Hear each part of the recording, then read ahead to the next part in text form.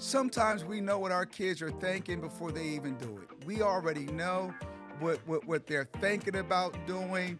We already can see, and we say the spirit on them. No, it's our emotional connection. You wake up in the middle of the night, and this is for the saved and the unsaved. And so you wake up in the middle of the night and you call your child and just say, what's going on? And next thing you know, they're in impeding danger or something's going on. They're pulled over on the side of the road. That is emotional intimacy. It's greater than connection because you can just be connected to them because that's your child. But you are intimately involved with them. Soul is touching soul.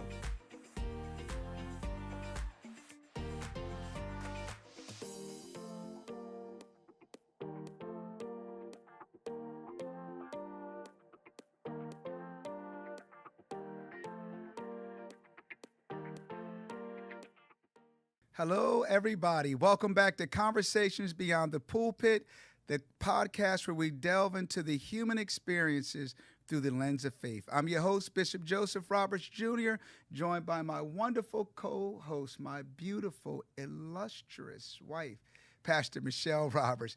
We left you off last week with the cliffhanger as we began to talk to you about something that happened in our family 12 years ago. Could have been disruptive, but because of our intimacy with one another as a married couple and the intimacy we have with our children, I'm telling you, it turned into such a blessing in our life and in the life of our family. So we're going to start off with the cliffhanger that we left you with last week. Is that okay we talk about that? It's okay. I think I'll start this one off. Sure.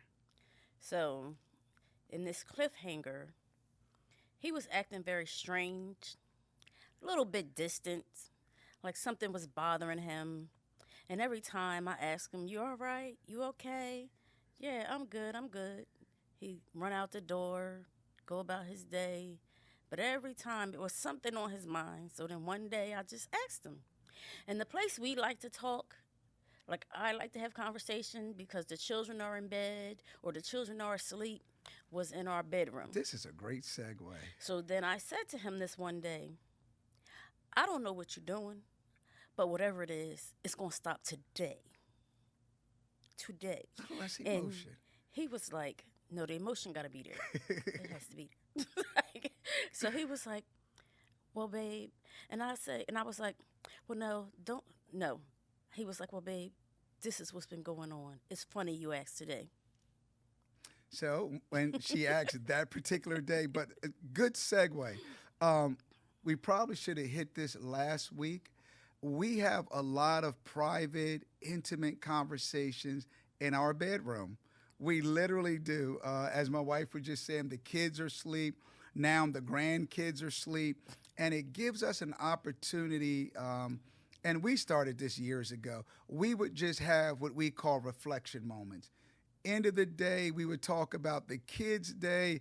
Seldomly do we even get to us. We just talk about business, church, what's going on in the life of the kids, the things we need to implement and put in place. And we take that space right in our bedroom, you know. Some nights we just... And that was because I had his full...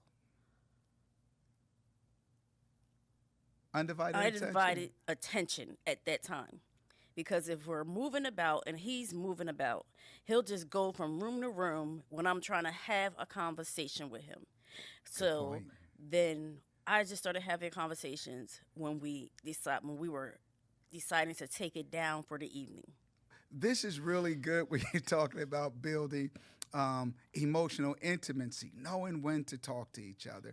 So we just gave you another little nugget that we have exercised. And when I say exercise, we still work it today. That is our space that we talk in. So my wife, you know, asked me this evening, as she just forestated.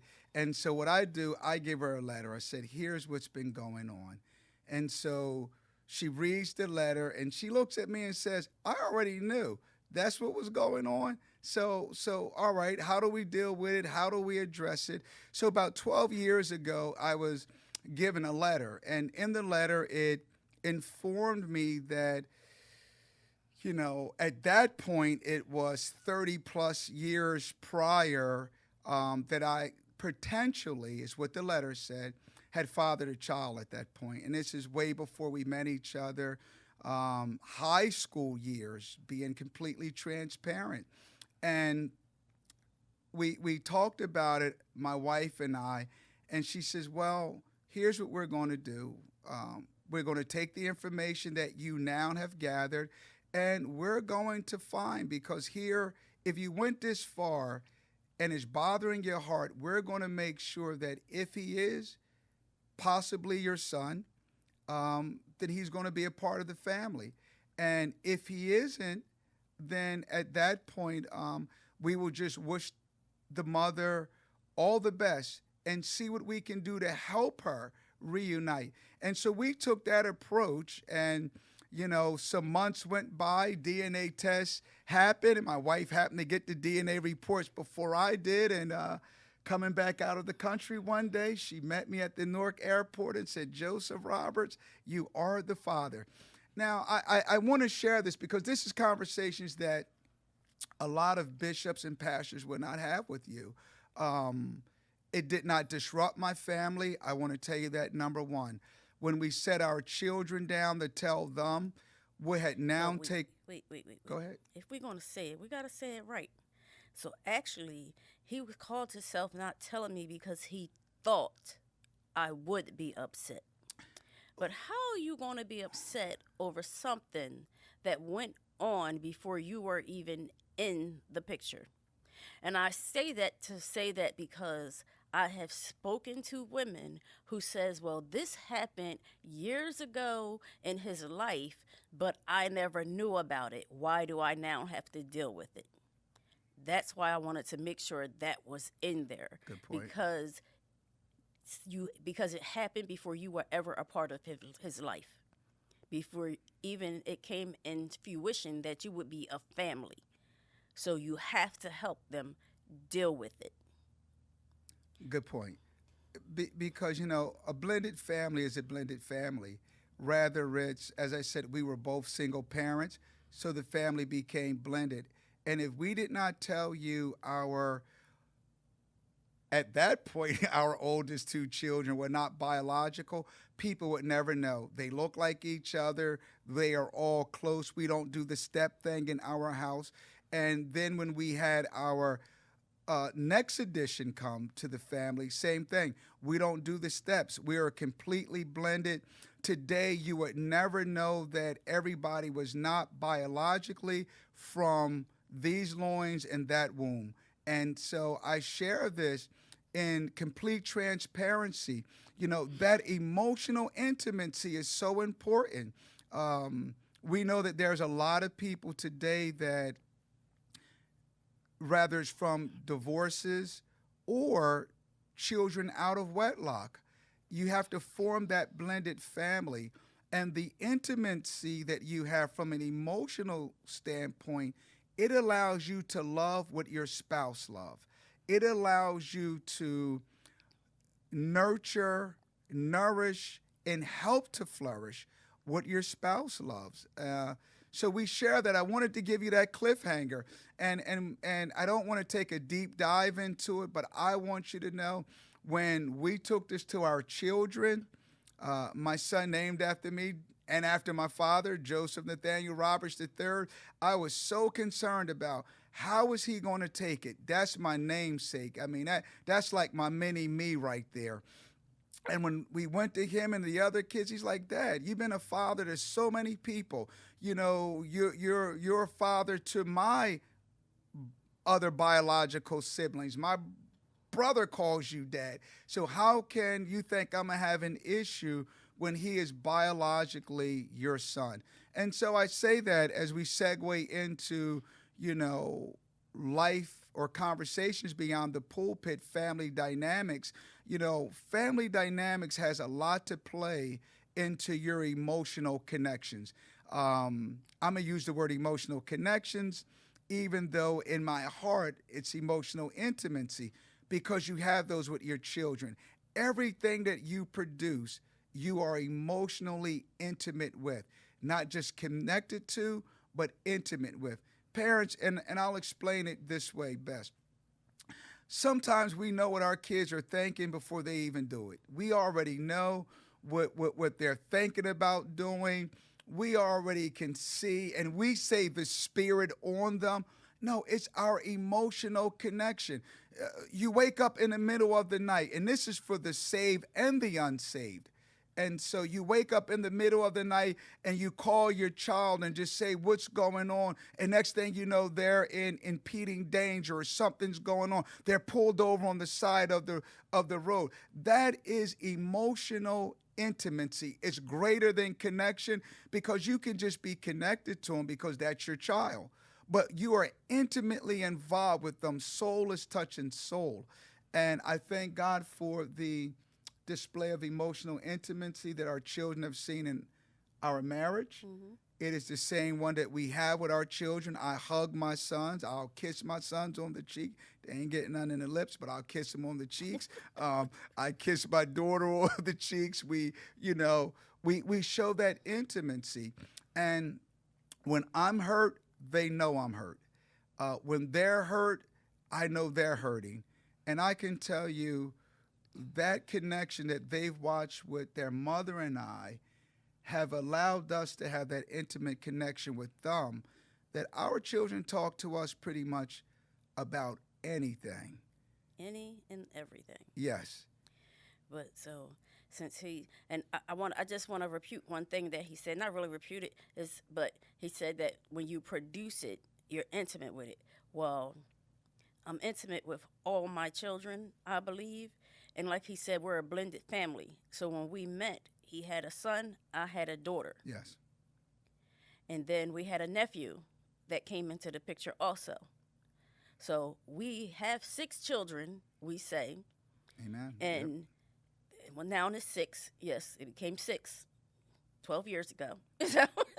But we used to say 5, but it's 6 now. Yeah. So, yes, so now we have 5 sons and 1 daughter. And I love them all as they are all mine, even if I didn't birth them. So, that's what he means. So you can have still intimacy with them, even if you didn't birth them. Even if you didn't birth them. If you have the love of Christ in you, and a child just needs your love, and you have to be willing to give it to them wholeheartedly. So all my sons call me mom, even though they have another mom. And I don't have no problem with it. So they call me mom. My daughter calls him dad. And I'm just going to say, she the only dad he knows. So, therefore, that's just it.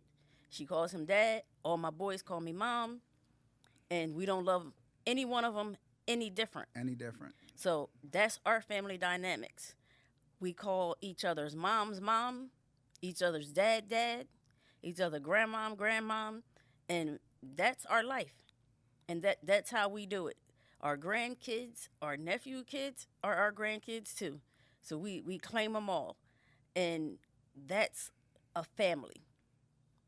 It's a family. They used to call, the Brady Bunch. I know all of y'all remember that show. Yeah, we remember it. They was a blended family. He had 3 boys, she had 3 girls, and they came together as one. And that's how, and you got to love them like that, because if you're going to be willing to marry a person, whether they was divorced or had a child out of wedlock, if you say that's who you're going to be, you have to accept their children as well. You can't just accept them and not accept their children. And you may get pushed back from that child depending on the age, but you got to figure out how to include them in everything. Yes. And that's basically it. If you include them in everything, you will have no issue with them. It goes back to that emotional intimacy, including them and letting them feel inclusive, I believe, is important. Because sometimes you can include people, mm-hmm. but they don't feel inclusive. Mm-hmm. You got to make them feel wanted. That's it. Got to make them feel wanted. You have to make them feel a part of it. This is really good today, because this is at the core of I believe, what we live for. Mm-hmm. In the midst of us living for God.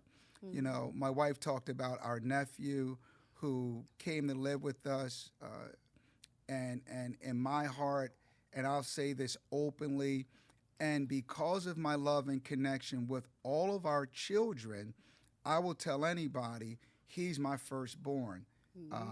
Yes, he is my sister's son. His dad was a big brother to me, taught me how to swim. The list can go on in the things that his dad has helped me with in my life. And so how can I not treat their son as if he's my son, when even though my sister was my oldest sister, she helped raise me just like I was her child. And so when you have those type of dynamics and you begin to understand and you have that intimacy and you have inclusivity with your children, they will love and respect each other for the place that they sit in, understanding that me looking at one as my firstborn is just because he has been close to me longer, so he should have gained more wisdom, more understanding, knows a little bit more about the family construct, can carry a little bit of the burden as we develop and help push the other siblings to their level, but it doesn't mean I love one more than the other. And I think that's very important when we talk about family intimacy. Just because a parent may rely on one more than the other doesn't mean they love one more than they love the other one. It sometimes just comes down to a matter of age. And then as we look at life, it comes down to a matter of skill set. It comes down to a matter of commonality. This is what we have in common together. I have my youngest son that I do. I go to the gym with 3-4 days a week. He's my personal trainer. Growing up, he wanted to be an athlete. So when it came down to athleticism, I spent more time working with him than I did the other children. And I'm just giving the family dynamics. Then I have our niece son, who I probably spent more time in church with, talking about church, who's our youth pastor today, or pastor today of the church. So it's all of these things that we have to understand as a family in being blended, and we have to learn how to put certain things in perspective that our children would understand through communication and intimacy where the parent's head and heart is at. Because, when you look at the family, whether it's marriage or your children, that's what the devil fights. That's what he opposes. And they have friends that are in the world, may not be saved, and their dynamics can look like yours, but have a whole different set of construct and issues going on. And so us that have the breathed inspiration of God in our heart, and we are kingdom citizens, we have to be able to communicate with our children, why certain things look the way it looks. It has nothing to do with our love. Our interaction may look different, but it has nothing to do with our love. You look at that from a scriptural standpoint. The Bible tells us that Jesus is the firstborn of many brethren. But yet when we look at our position in God, he counts us as one. So he's the firstborn of all of us that would be born through him into the sonship of God. And yet we're all one body. So if we understand the love of God, we understand that Jesus went to the cross. We understand that he went down to the grave. He rose with all power in his hand, but he seated us right inside of Christ, and he looks at us as equal, inclusive. We are one body. He's the head, but we're still one body. So I just share that because when we talk about intimacy from an emotional standpoint, these are the things that we have to be able to talk to our children about. We have to be able to explain to them why I'm communicating certain things in certain lanes to your siblings that may have not been communicated with you. but don't let the conversation make you think the love is any different. And so when we look at that, we all become a blended family with complete exclusivity and transparency because we have access to the Father's heart, soul, and money. Sorry, got to throw that in there. Dear. Yes, that is true, because each child has their own expertise. They have their own way of learning. They have their own thought pattern. They have their own mindset. And when raising children, and especially when you have a large group of children, you have to remember that. Just because the first one got straight A's don't mean the second one getting straight A's. Just because the second one got straight B's don't mean that third one getting straight C's. They could be getting straight E's or they could be getting D's. You never know. But you learn how to help them learn better, and before you know it, they are all doing better. And I can tell you this one story about how them as a blended family became one. One time somebody broke something at home, and I wanted to know who broke it. They all knew who broke it, but they banded together and wouldn't tell me who broke it. They was like, don't say nothing, don't say nothing. So I got each of them individual. It's like, who broke it? I don't know what happened. Well, one of y'all know what happened. So since nobody know what happened, then all of y'all on punishment. And to this day, we don't know who broke it. And to this day. That's all I want to say. And when I brought that up to them one time, I think it was around Christmas time when we had Christmas breakfast or lunch, they all still laugh about it. So that's all I got to say. And they all almost 30. The youngest will be 30 in a couple of years. And they still keep this from us to this day.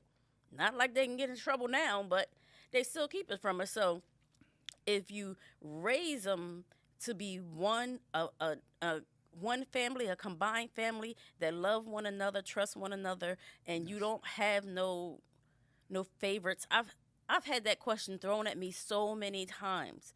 Well, who's your favorite child? I don't have a favorite child because they all have driven me crazy at one point. I don't have a favorite one. I have one that I would tell this to because I know they know how to handle it and deal with it, and one, that I wouldn't tell certain things to because they just would go off. Yeah. So, you just learn each child's particular expertise, and that's how you be a blended family of one. They always say, when two get married, they become one. But I think some people forget that their children, when you have them, they become one of you too. Become one. Whether they are from both of you or from one of you, but they become one. They learn to love. And I can say for myself, none of my kids have ever said to me, well, why they get the same thing I get? Why they do that? Because they know. Because the love is there for each and every one of them. Even the one that entered the family only 12 years ago. Everybody show love. Everybody love one another. It's just one big, cohesive, loving family. Yeah. So, and they can be intimate with one another. If one's having an issue, they will go to their brother and they'll have a conversation with him. No, I need to talk to this brother because I got this going on. I need to talk to that brother because I got this going on. They know themselves who can help them with whatever it is they got going on at that particular time in their life. And all the wives, we don't do the in-law thing either. We don't do the step thing. We don't do the in-law thing. Everybody call both of us mom or dad. We're mom and dad. And brother that's just that simple. Brother and sister, mom and dad. Oh, let me call my sister such and such. And that's just how we are. Just one big loving family. I can't really say that there's any isms or schisms between any of them. I just can't. I'm going to come back to that. Really? It's my turn now? Is it your turn? Yeah, I think don't know. so. You think so? So good segue. So my wife's talking about how this is good for me. This is very therapeutic right now. I just want y'all to know that. So she tells this story about the children, and this is 20 years ago when they all banded together and nobody would tell. They're still like that to this day. Nobody tells on the other person. And so dad becomes the old man on the sideline some days, even though they share everything with me.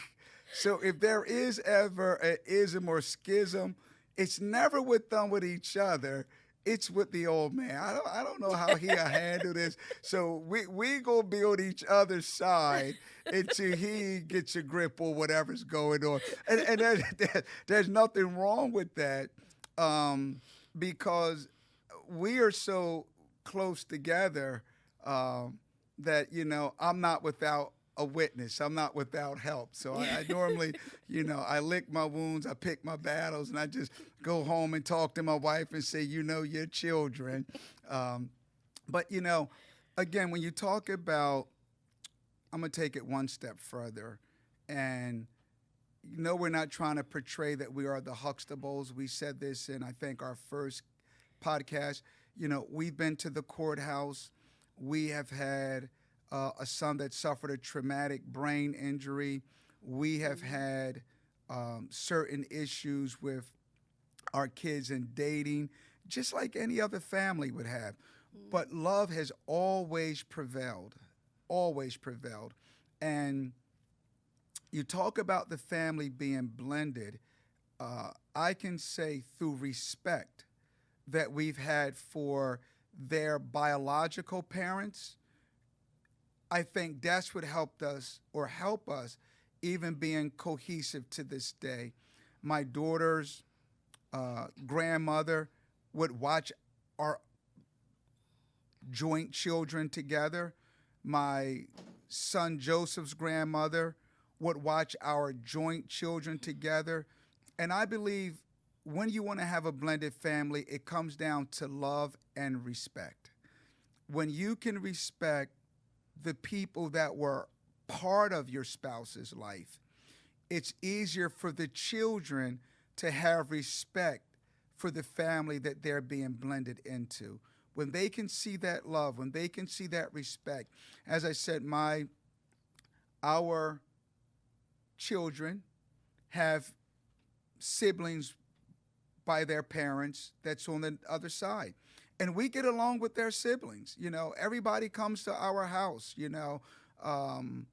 We still have conversations with those that we were in relationships with before we got married, rather through church or rather through just making sure what our children is connected to, that they're okay. And I say that because, you know, it's all about love. We are engrafted, Paul uses a legal term, adopted into the body of Jesus Christ. You know, we were Gentiles, aliens of the cross, aliens to salvation. And then he brings us all together as one family. And so if I learned how to love my brother that is of a different ethnicity, of different way of life, and some that have even come from different religions, and now we are gathered as one body, compact, jointly fit together, why is there problems with us being blended as families, even though the child may have come from a different womb or from a different set of circumstances? Once we come together as one family, we're to be of one mind, of one love, of one speech. We are an inclusive society. And so part of being inclusive is we can't have a graduation and don't invite the other parent to the graduation party. And that's just not, well, we'll invite the mom or we'll invite the dad. No, you invite their spouse and you treat them with the same love. And so I believe as we look at this, Conversations Beyond the Pulpit, in complete transparency, we do have some elevating to do in love. Mm-hmm. We do have some submitting to do in love, because in order for us to have a blended family and let our children have healthy and thriving relationships with their, you know, biological parents, if we are now blending, we have to have a sense of assurity of who we are in their life, what we have perpetrated and projected towards them. But then we have to make sure whatever the issues were that caused to the separation in that previous relationship, that we're completely over it and still have love in our heart. Because I got to be able to love efficiently and effectively what's connected to our children. That's my view on it, that everybody has to be inclusive in order for love to flow without dissimulation. Might have been a little too churchy for you today, but I can't find agape outside of the scriptures and the Holy Spirit. We cannot love each other, and we cannot love in this world that is in a downward spiral. Every day we have things that we are attracted to that we want to fall in love with. That's called idolatry. And so therefore we need the perfect work of God in our hearts that we can blend. Dear? I don't know. We're back on family. Yeah, we're still on family. So let me tell you a family story. Family love. What family story are you going to tell? I don't know. I'm thinking of one right now. Lord. So when you think about the conversation we're having today, we've all come out of a pandemic. And so in that pandemic, we were shut in because we were shut out of a lot of things. And this was a time for us to reset and become intimate. We were able to work more on our intimacy, good, bad, or indifferent. We found that being on a hamster wheel, working all day, coming home late, it gave us less of an opportunity to have to look at the person we're married to and deal with the children. But in the midst of that, right, we all had to, I think, dig a little bit deeper, because I believe that we're all wired to have space. And I don't just blame that on us. God did that when he created us. He gave us a particular space. He put us in the garden. He carved out something for us. Some of us, different places in our home is our carved out space. So we learn how to accept intrusion, people being in our carved out space, rather it's our children, rather it's our spouses. I don't know about that. Well, not us, some people. I'm just saying, I got to talk about everybody here. This is a podcast. It's going to go viral one day. Yes, so I got to include everybody. Saying, I've heard people say, we've been in counseling, this is my queendom. This is my bedroom. I let him come in here. I'm just going through all of the years of. That's true. I thought you was talking about our family. No, I was saying because quite a few of us in our family are introverts, and he's an extrovert, but most of us are introverts. I'm an extra and intro. I think our other son is an extrovert too, because he can go anywhere, meet anybody, and be okay by himself and just hang out. So yeah, meet somebody and just talk to him, and that's him. So that's the only one those two are extroverts. All the rest of us are introverts. I think Carlene's an extrovert too. She's on the fence. You think so? Yeah, because sometimes when she want her space, she want her space. She don't want nobody in it. Guess so. But she's very outgoing also. And she don't mind talking to a lot of people also. So, yeah. So, she is more of an extrovert than an introvert, but she just has her moments. But the rest of us are really introverts, and we okay in each other's space. But it's okay because we do open up. We are willing to have other people come in. Right. So, but we're still not extroverts. I got it. So that's kind of where I was going. So now people had to let family members and everybody into their space. And I believe it created a opportunity for us to become more intimate and begin to find ways to dig deeper from a emotional standpoint. Now, some people got drama from it, but I think rather it was drama, or rather it first was drama, then you had to find resolution. But at the end of the day, we have come out of a great opportunity to connect, to reset our marriages, our families, and because, you know, if you didn't live in the same household, you couldn't even sit in the same row at church. So I look at something that could have divided us, gave us an opportunity to emotionally connect, and as a family unit, as well as a church unit, jobs, and it was really a good time for the entire globe to reset in being emotionally connected, caring, and concerned about each other. So that's it for our podcast today.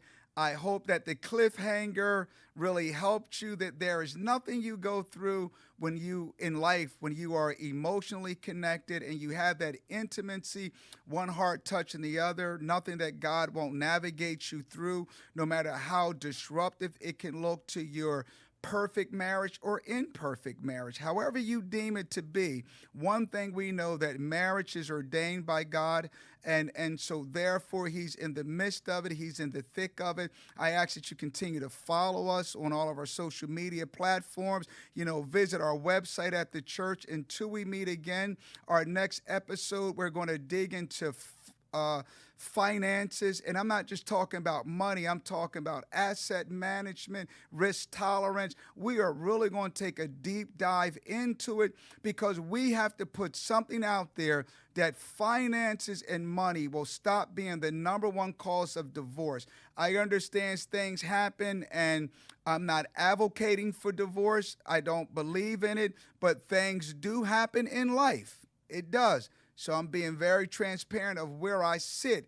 But what we have to do is stop letting money disrupt our marriages and our emotional intimacy. We love you. Until next time, heaven smile upon you. God bless you.